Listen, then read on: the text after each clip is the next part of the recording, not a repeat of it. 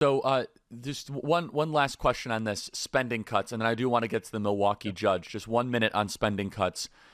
What can we expect? Because tax cuts are wonderful, but if we do not have equal, if not greater, spending cuts, then we're just going to keep on driving up the deficit. Are your colleagues thinking in this way? Yeah, so there's two ways. Absolutely. Our target is $1.5 trillion. That's our target of cuts, $1.5 trillion. I feel like we can hit that, but it's hard once you really get in there because, everybody's got great ideas, but when you actually put the concept down on how it's going to be delivered, it's tough. Now, through rescission, not through reconciliation, we may be able to get even more cuts through rescission. So basically, rescission and reconciliation runs together, right? We're doing in fact, we're doing rescission, we're doing reconciliation, we're doing budget.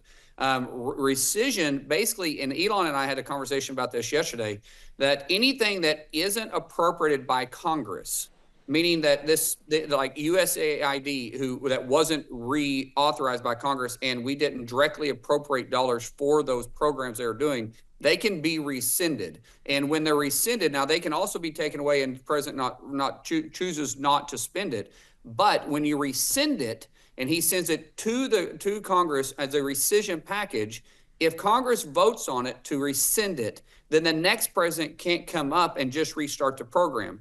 So rescission makes this stuff permanent. So we're working really close with Doge and Elon to get this done. Then reconciliation, we can go back in farther and make cuts to the agencies themselves, which is where we're going to be targeting $1.5 trillion. And I'm telling you, that's our target. We may be able to do more than that. I don't want to give people false hope, but when we really start putting the pen and paper together, that's our target, $1.5 trillion. And then we're going to slowly get our house back in order. What we're really trying to do is get back, and I think Ron Johnson has said this the best, we'd really like to get to 2019 spending levels pre-COVID.